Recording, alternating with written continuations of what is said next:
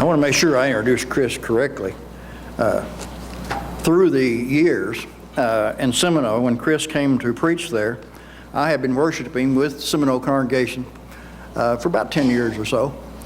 And just as he moved to start working there, I decided to preach at Wetumpka. Had nothing to do with Chris. It just happened that way. But it meant that I did not get to hear Chris preach for a long time. And over the years, I have grown to, again, appreciate him very much. And we've had him in our lectureship, I believe this is the second time. And so we much appreciate him. And let me give you a little history. Chris is married to Connie, and that's the better half. He has preached 26 years and has worked with the church in Seminole 16 years. They have watched him mature and grow. He came there as a kid. Chris has preached in places as Missouri and Michigan, Oklahoma, and gospel meetings, Texas and Arkansas. And they've written articles in the Christian Chronicle, 21st Century, Gospel Advocate, Christian Bible Teacher, and Lectureship Journal and Restoration Quarterly. And if I understand it correctly, you don't get in Restoration Quarterly unless you know something. Chris also served in the Coast Guard, which I make a point, at least I try, if our speakers have served our nation in the military, I try to make note of that. Again, I appreciate it very much. His subject, again, this is the seventh reason why Churches of Christ are not growing at the same rate as in earlier years. Again, I emphasize we are growing, but we're not growing at the same rate as in earlier years. So we need to look at that. He's going to deal with a subject of that many members of the church do not know there is a difference between false teacher and one who ignorantly teaches doctrinal error. This has a lot to do with attitude, and I think Chris is going to address a lot to do with attitude as he looks at this. So Chris, you got 38 minutes. Okay, I'll go real fast. I really appreciate, my mother used to say you can get invited anywhere once, but if you get invited back, that is an honor. So I'm really honored to be here, and I appreciate the opportunity to be here with you. Have I been in Seminole 16 years? You get less than that for bank robbery. And here I'm still here. I really appreciate everything that's gone on here today, and I appreciate the opportunity to be with you this afternoon. When I moved to Seminole from the Detroit area in 1998, I came down, I'd preached in the Detroit area for several years, for 7.5 years there. And it was a different cultural mix. I'm from Oklahoma originally, so I already spoke the language when I got here. But they do things a little bit differently in Michigan in several ways. And within just a couple of months of my arrival in Seminole, I was attacked in a letter that was sent to the elders of the Seminole congregation. And my apparent fault there was that I was preaching from the New International Version of the Scriptures. And that translation is highly suspect in that fellow's mind. And so he had some harsh things to say and urged the elders of the Seminole Church very rapidly either to stop supporting my ministry or require me to use a different translation of the Scriptures. His suspicion was that I was some kind of dangerous bomb thrower that was out here trying to subvert the Lord's church in some fashion. Was not the case. I don't think I'm a dangerous bomb thrower at all. I think I'm a regular bomb thrower. No, but anyway, the elders responded to him, thanked him for his interest, and assured him that they were watching over the teaching of the church there, and they'd be very quick to correct any error. They didn't carry it any further than that, and as far as I know, the bulk of the congregation did not know that letter was received or what their response was. Now, attacks like that happen to preachers, and they happen to elders, and they happen to other leaders from time to time. And on the Richter scale of severity, that was a very minor occurrence. There have been very much more severe attacks that have been leveled in print and in person sometimes. But it always hurts to be attacked like that. And that incident could be multiplied countless times. There are many others who have far more arresting stories to tell about that. The reality, though, is that a congregation that is characterized by a spirit of contention will never be a growing congregation. They waste all of their energy fighting and fussing among themselves, and they will not grow in any recognizable amount. Visitors very quickly will realize that if there is a bunch of fault finding going on, sooner or later they themselves will be the target of that, and they will run away before anything very serious happens in their lives. It's not a Christian trait. It is an unbiblical trait. It is anti-Christian, in fact, to be that kind of contentious, argumentative spirit. The big question is, where did we get this? Where did this spirit come from? Now, I do not want to burden you with a bunch of history stuff. It is shocking to me to realize there are people in this world who don't like history. Can you imagine? You begin to talk to them, their eyes just glaze over, and they're not really interested in what goes on. But I do think it's important for us sometimes to look backward and find out how some of these things came about and how did we get to be who we are, because we can be pretty funny folks sometimes. In 1893, a very influential American historian named Frederick Jackson Turner wrote an essay, delivered an address called "The Significance of the Frontier in American History." That came to be known as the Frontier Thesis and basically just dominated American history studies until very recent time. There have been some people who tried to rebut that a little bit now, but for the most part, he has shaped all of our thinking about American history and how this country came into being. Essentially, the thesis says that the interests of the frontier shaped all of this nation's laws, politics, policies, and so on, and we have a recognizable culture. We think we don't. We think that we just do things the way they're supposed to be done, and we don't really think that America, the United States of America, has a recognizable culture.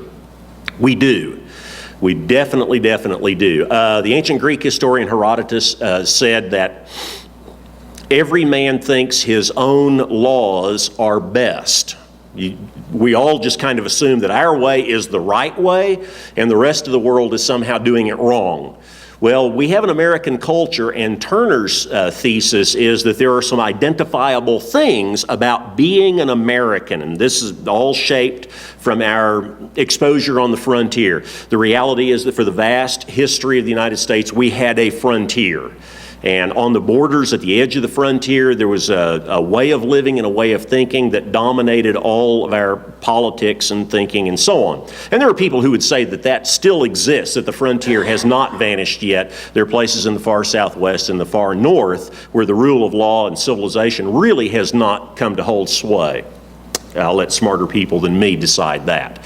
But essentially, Turner said there were about 12 or 14 different things. I only want to highlight about 4 of them that have a bearing on this particular topic today. One of the characteristics of frontier residents is this idea of individualism and self-reliance. You can't just pick up the phone and call the police when you're out on the frontier. You have to do things for yourself. There's no 911, no ER service or anything like that. A lot of home remedies would be necessary and so on. So we've got to do things ourselves. We're going to be very self-reliant, individualistic, and we'll take care of these things ourselves. We don't necessarily need the courts, the Supreme Court, and so on. What we need is a strong tree and a good rope. We can take care of things after that.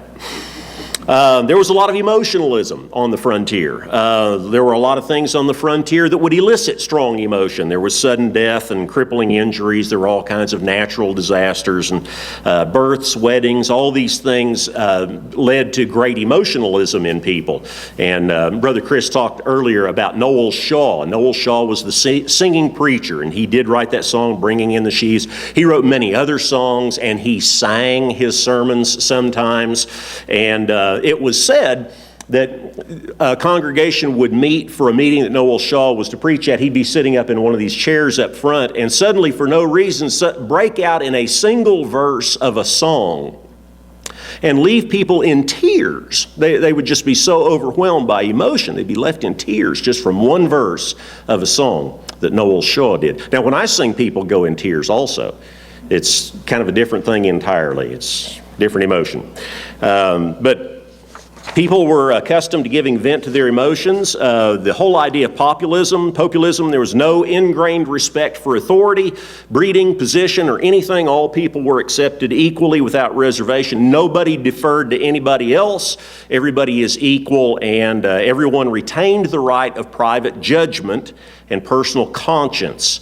The campaign slogan for Andrew Jackson's presidency was, "Throw the bums out."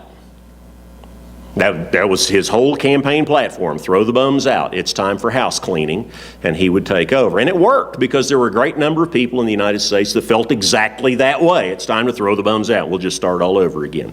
There was also a very pugnacious spirit among people on the frontier. Fights were common, and people were ready to settle a question with their fists or with pistols if necessary. They would fight a duel quite easily, and they just felt very argumentative quite a lot. People are ready to defend their opinions in every possible way. Well, those traits and some similar traits and other traits really helped shape America and create the culture that is ours and distinctive to our nation right up to this time. Now, you want to hold on to that idea that there was just this American culture. And again, I'm not trying to burden you with a bunch of nonsense. This is out. Ultimately, I hope it's going to come together. There was another thing going on simultaneously, and that is the power of debates to shape public thinking. For a long time, not just in this country, but really in all the Western countries, most public policy measures were decided in public debate. The people would stand up and they'd bring up their arguments. They would raise their arguments, and the idea is if you get the two sides to present their arguments fairly, the truth will bubble up, and people will be able to make reasoned judgments based on what they hear, and they'll be able to determine the truth of the issues that are involved. And we heard earlier about the debate between J.D. Bales and Roy Deaver concerning marriage and divorce. And the reason those debates were felt to be important is because they really could expose to public vision the arguments that are involved, the scriptures that would be touched on, and so on.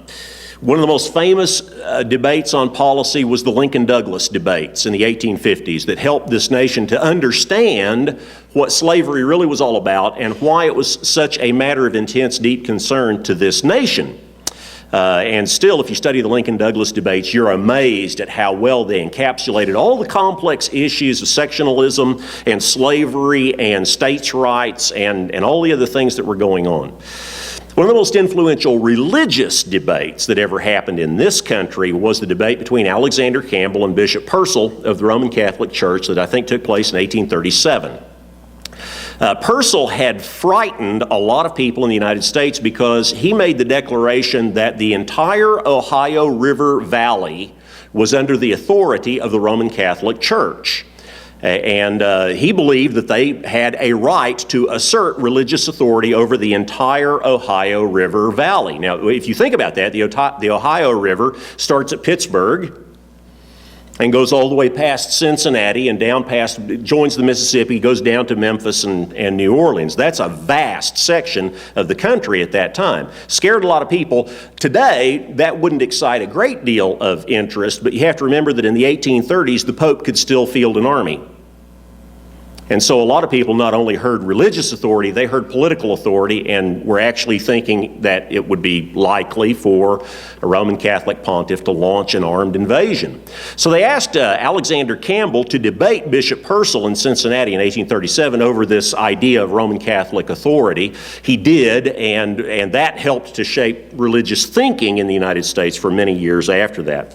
The problem, as I see it, is the desire to, quote, win a debate, meant not to win in terms of advancing the stronger argument or bringing truth to bear on the subject. It meant sophistic tricks, and in many cases, false logic and ad hominem attacks, just personal attacks against people rather than trying to bring out truth. I really think that the last, as it were, nail in the coffin in this kind of thinking was probably the Nixon-Kennedy presidential debate in 1960. People who heard the debate on the radio uniformly gave the victory to Nixon because he had an encyclopedic knowledge of foreign affairs and state events. People who watched it on television uniformly gave the debate to Kennedy because he looked so good. He was tanned and relaxed, and his voice was strong, and he just looked young and vital. And so they thought Nixon looked like a tired old man who was about to just fall over there. And they gave Kennedy the victory and ultimately the presidency based on how he looked. That probably cemented the whole shift from debate to propaganda in our politics ever since. And you know very well that now politics is largely a matter of one-issue ads and single-issue advocacy.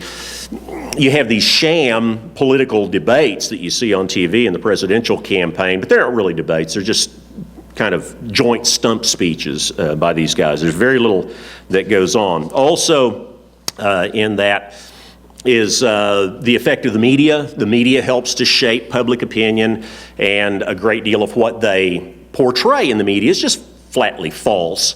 But still people walk away thinking they know something when they don't know anything at all. Most people now get most of their theology off of television. That's not news to you. You understand that very well.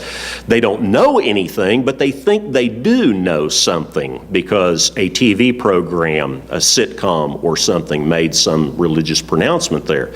They're not used to thinking about these things, so they just accept what they hear. Well, it's the intersection of those two elements, that frontier idea, the individualism and populism, and the kind of pugnacious spirit, I'm going to win, versus, the intersection of that with this idea of debating and finding power in argumentation that has resulted, I think, in some people doing some very harsh and unbiblical things. Especially, I think, young men who have been kind of inflamed with the thought that their biblical education is far superior to any previous generation's training, whatever that might be, along with just youthful brashness and American arrogance, I guess, might lead them to challenge in a very public way and very harsh and unbiblical way people with whom they may disagree. And as I say in the book that is available here, the marriage of ignorance and arrogance rarely produces admirable children. I think you'll see that at various times in the world. Question is, how do we deal with false teacher? You know, the two big problems of the ancient church, the two big problems of the early church were persecution and false teaching. And I'm going to have a little bit more to say about that in a moment. Persecution had to be addressed in one sense, and false teaching had to be addressed in a completely different sense. There was something else going on there. It seems to me that our first order of business, when we think about dealing with false teaching, our first order of business ought to be not how do we deal with it, but should we deal with it at all, whether we have a responsibility to deal with this or not. That sounds crazy on the surface of it, but stick with me just for a second. It is not clear that in every circumstance it is our duty to do something about false teaching. Let's ask a series of questions that will help to direct our actions in harmony with God's will. The first question, and in many ways the most important question I think to be asked, is the teacher truly rebellious against the Lord, or is he just mistaken? Sometimes people can just make mistakes. In James chapter 3, verse 1 and 2, James says, "Not many of you should presume to be teachers, my brothers, because you know that we who teach will be judged more strictly." I think everyone who deigns to preach or teach has had to grapple with this verse and realize we actually will be held to a higher standard before God because we're in the position of affecting so many other people. In verse 2, he says, "We all stumble in many ways." Yeah, no kidding. We all stumble in many ways. If anyone is never at fault in what he says, he's a perfect man, able to keep his whole body in check. And this is one thing every preacher understands very quickly. We say dumb things sometimes. And some things we didn't intend to say, it just came out badly. Those things just happen. Now, a few years ago, I got in the mail a publication. I get it every month, and I enjoy reading the publication. I'm actually looking for a buddy of mine who writes for them once in a while. His stuff is uniformly excellent. I always enjoy what he has to say.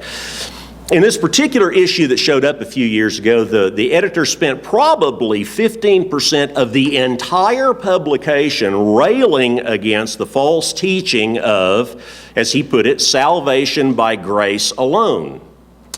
Now, I read through the whole article, and I was waiting for him to tell me what part of our salvation was by means of our works of merit, because he thought that salvation by grace somehow was wrong. He never did. He never said that any part of our salvation was by works of merit. The truth of the matter, the biblical truth is, we are saved by grace. Ephesians chapter 2, verses 8, 9, and 10 make it explicitly clear. We're saved by grace and not by any works of our own. It is a free gift of God. Okay. The editor, I am convinced, he just misstated. He really was trying to speak against the idea of faith alone. And I was kind of hoping you were going to get all the way to the end of your presentation in the last hour, because you touched on that very idea at the end of your presentation. But you didn't get there, so we didn't get that. The truth of the matter is this idea of faith alone, an undemonstrated kind of faith, is not biblical. We've got to respond to the offer of grace that God gives us. I don't believe that this man intended to teach that we're saved in any amount by our works of merit. That's not what he had in mind. He was really trying to teach against the idea of faith alone, and an undemonstrated faith at that. He just used the word grace instead of faith. I wrote him, just sent him an email, and I said, I like the publication. I think you made a mistake, and you might want to just clean this up. His response to me was, my readers know what I meant. And all that confirmed to me was he made a mistake. He didn't intend to say that. He believed that his readers understood where he was going with all that. Okay, now what do I need to do beyond that? Do I need to stand up, preach sermons, write him up, send stuff off? No, that's just crazy. The man made a mistake. It's not a big deal. We've all made mistakes, right? I made a mistake one time, Frank. I thought I was wrong. But it turned out I was right the first time. So, it just happens. You've never heard that before, and that's why you're all laughing. All of us make mistakes from time to time. So the first thing we ought to do is try to determine whether I ought to do something about this or not. Sometimes you can actually create more trouble by trying to overcome a simple mistake than by just moving on and teaching the truth. A second question that you want to ask, though. First question is, do I need to deal with this at all? I mean, is the guy serious, or did he just make a mistake? Second question you can ask, though, is if the teacher is definitely actually rebellious against the Lord, is this a danger to the congregation where I work? If the teacher or the teaching poses no danger to the congregation where I work, the truth of the matter is, it's not my responsibility to counteract this. If I choose to insinuate myself in a matter like that, there's a good word for a guy who does that. The word is meddler. Because you're just insinuating yourself in something that really has nothing to do with you. In 1 Peter chapter 4, Peter says, if you suffer, it should not be as a murderer or thief or any other kind of criminal or even as a meddler. It's a good word. Somebody who's just insinuating himself into an argument that's not his. You know, when the Lord wrote those letters in the beginning of the book of Revelation, chapter 2, chapter 3, wrote to the churches there, he wrote to each one of them separately. He didn't tell the church at Philadelphia to withdraw fellowship from the church at Sardis or from Laodicea. Every congregation had its own direction from the Lord, and each one had its own responsibilities. Now, there is biblical warrant, obviously, in church discipline for a congregation to disfellowship a rebellious brother or sister. But there's no biblical warrant for one congregation or a single Christian to disfellowship some other congregation or some other member of another congregation. It doesn't work that way. That kind of takes us back into the realm of meddling. I'll talk about that a little bit more in just a minute, if I have time. The question is the teacher or teaching actually dangerous to this congregation? If he is, that's the third question. If this teacher or this teaching is dangerous to this congregation, I got to do something about it. I have got to get involved with this and teach the truth. If there's actual danger, I've got to get involved. In 2 Peter chapter 3 and verse 17,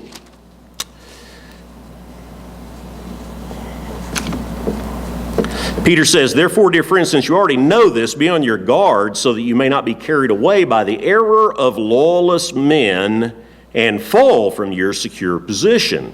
Be careful about your own salvation. As I said earlier, the two big problems in the early church were persecution and false teaching. 1 Peter deals with the persecution issue, how you work within that problem. 2 Peter deals with the false teaching issue, what happens within the false teaching. There's an awful lot of description in 2 Peter of the false teachers and what they do and how they comport themselves and what their ultimate fate will be. But our only warrant in dealing with such people is to guard ourselves. Teach the truth and guard ourselves from that teaching. When the North Richland Hills Church of Christ made the calculated decision to introduce instruments of music into their worship, I will give them this. Rick Atchley made a series of 3 presentations explaining the rationale for their use. That's why they were going to do this. And he made those 3 presentations. They posted those audio recordings on their website for all and sundry to download and listen to. So they gave their own rationale for why they decided to do that. And the audio recordings included the remarks praising Rick Atchley at the beginning of the presentation, and also the applause that washed out of the congregation and the whistles and cheers that came out of the congregation when he finished each one of those presentations. Use of instruments, obviously non-biblical practice, has no purpose within the Lord's church. And it was my judgment that the North Richland Hills attendance and presumed influence made it necessary for me to address that teaching within our congregation, because it is such a large gathering and because there are so many people who are affected and read Rick Atchley's stuff and things like it. It seemed to me that it was necessary to do that. So with the permission of my elders, downloaded the 3 presentations, chopped them up into portions, and I spent the next 13 Sunday mornings teaching a combined adult and youth Bible class, the truth about worship music and about the false logic and dishonest pronouncements that have been made to promote that position. So we could hear him in his own words, and then I could immediately refute what he said in there. And what that did is it had I think, a powerful influence on the congregation. It let people understand our actual reasons for purely vocal music in worship. My intention is to deal with the false teaching. It was not my intention to label anybody or vilify the congregation there or the leadership there. It's not my responsibility. I need to speak the truth so that we would not be carried away by the error of lawless men. Here's what I want you to understand. And this is why I took this on. That congregation boasts a membership of 4,000. They have about 4,100 in attendance on Sunday morning. It is my belief that they did not baptize 4,000 people there. It is my belief that a great number of their people came from other congregations, moved to the Metroplex, and placed their membership with that congregation, and that's what makes it so big. Now, here's what you need to think about then. You got 4,000 people there who have come from congregations all over our brotherhood that could be swept away into this error. How is that possible? How is it possible for people from all over the United States of America, and indeed foreign countries, who were brought up in the Lord's church, and if they were taught accurately, how could they be swept away into this? I think the answer is they weren't taught accurately. There's something missing there. And that's why I thought it was so imperative to get this out in front of everybody and help them to understand how this comes about. It's these three questions that I'm talking about that I really think ought to guide our response to teaching that's not in harmony with the truth of the Scriptures. Of course, that means it all depends on me not being an elder in that church. If I were an elder in that church, I have an entirely different responsibility, and that's not for this discussion. This is about what we do. I do want to take this opportunity to insert a really serious warning. I'd also like to insert about 15 more minutes of time, but I'm not going to get it.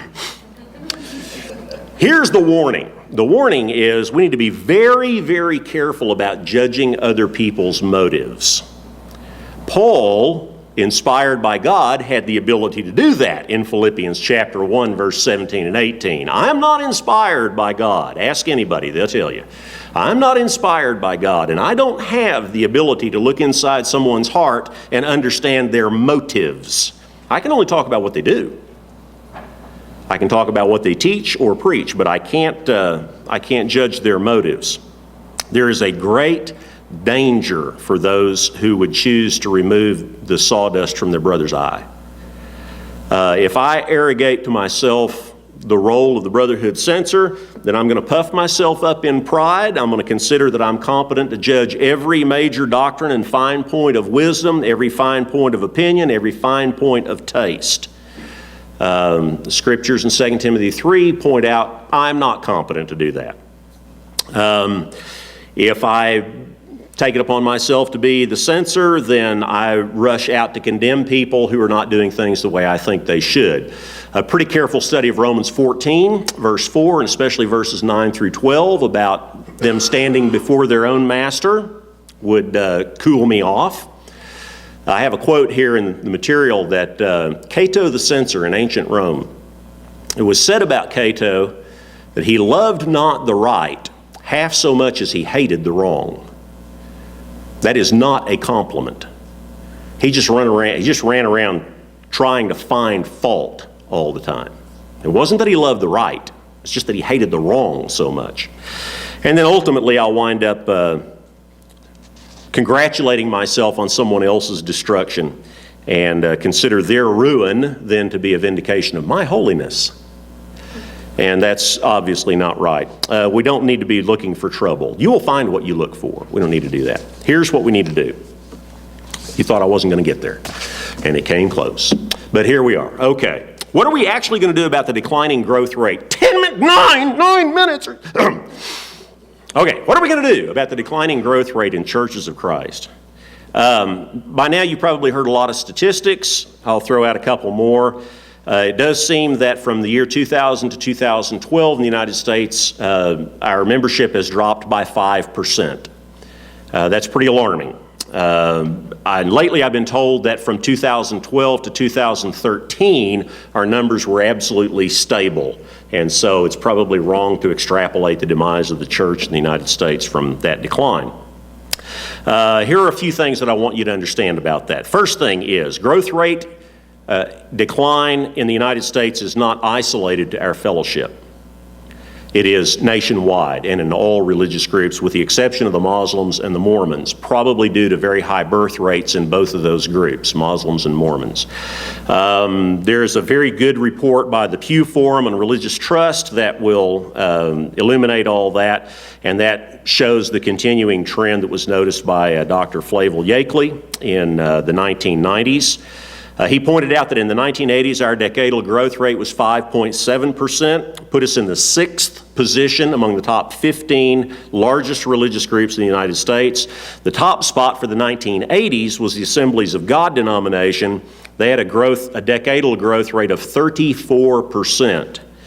But that actually was a sharp decline from their decadal growth rate in the 70s, which was 77%.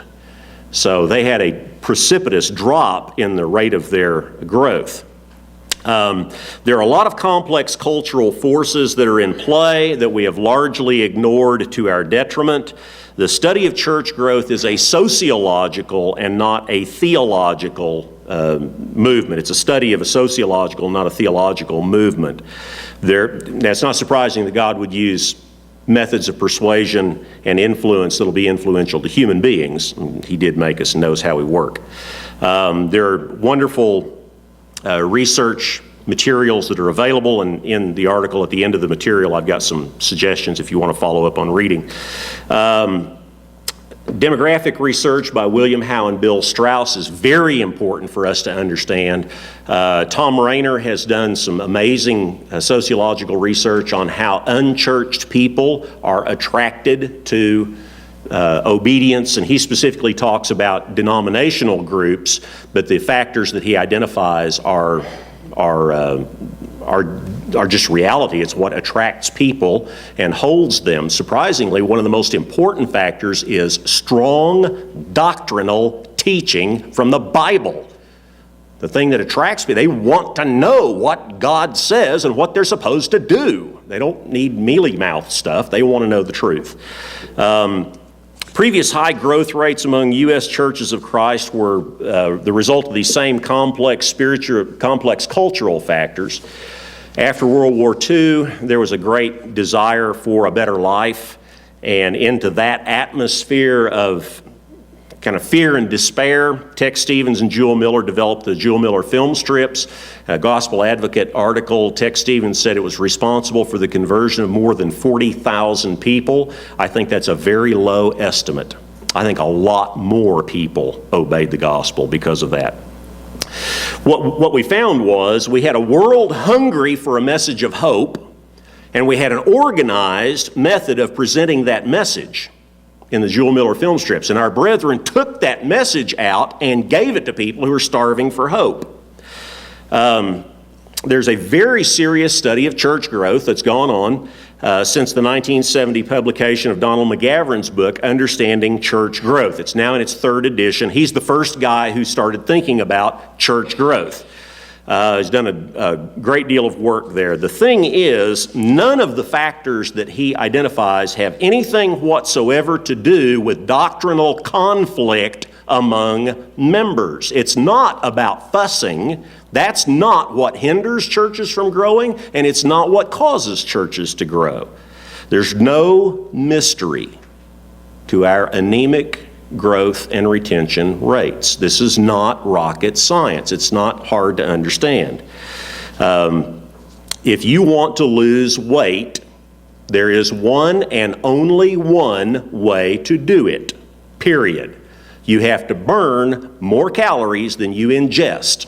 Biophysics will take over. You will lose weight. All the wacky diets aside, that's the only way it's ever going to work. You got to burn more than you take in. And it will work. How can the churches grow? We've got to convert more than we lose. It's very simple to understand the process. We need to be evangelistic people.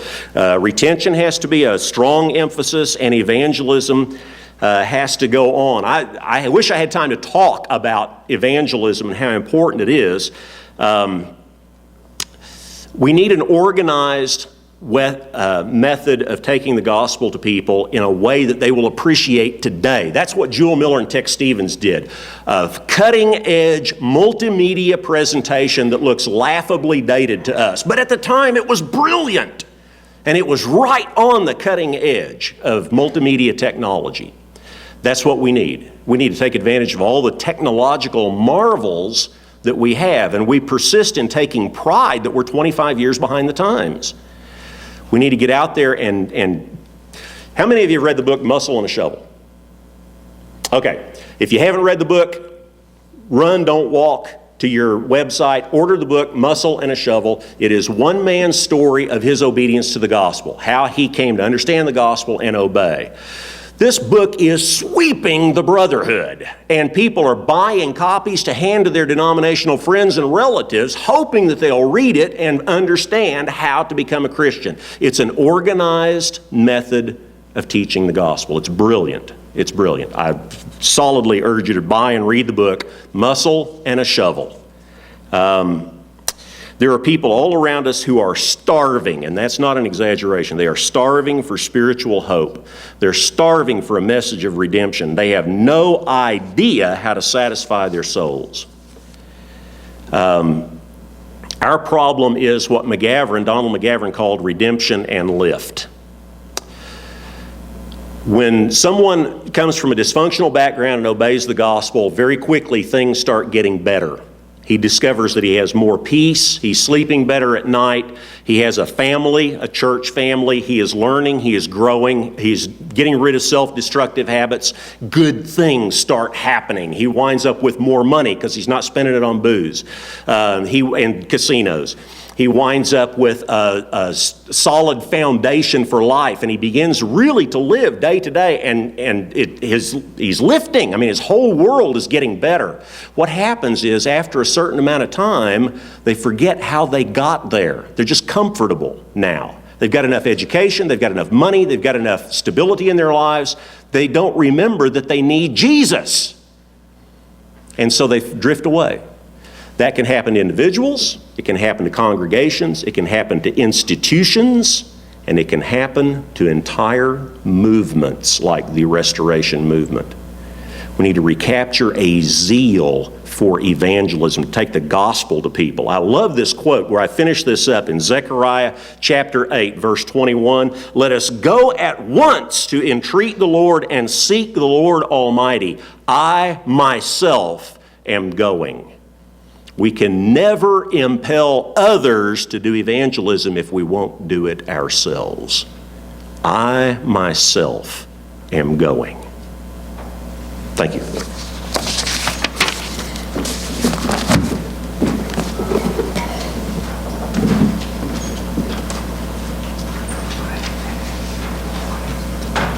And now you have things to think about. There's a real simple solution to why the church is not growing. We're not teaching the lost. You can't teach the lost in this building. We come here to be edified, to be built up, but the lost are out there. And we need to use, as speaker after speaker has said, every modern means to reach them. Use Facebook.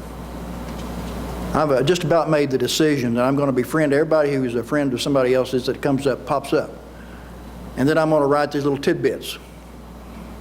The other day I wrote 1 John chapter 2, verse 3. This is how we know God, if we keep His commandments. And I simply asked the question, do you know any other way? I have no idea who will read it, but somebody will. I think Mike did, because I think Mike responded. Somebody did respond. If it wasn't Mike, it was somebody else. Some very wise person. But I've done that before. So just, you don't make it long, make it short. Kind of like Dan Fredman's little 1-minute radio thing. Just say something. Then they will know, maybe, old Frank over here knows something. Maybe I ought to ask him a question. And so they're going to ask Dwayne next time, because Dwayne might do this. You can all do that on your Facebook. You're on Facebook. Many people are. So use it. Again, a simple way to ask questions. Make little points.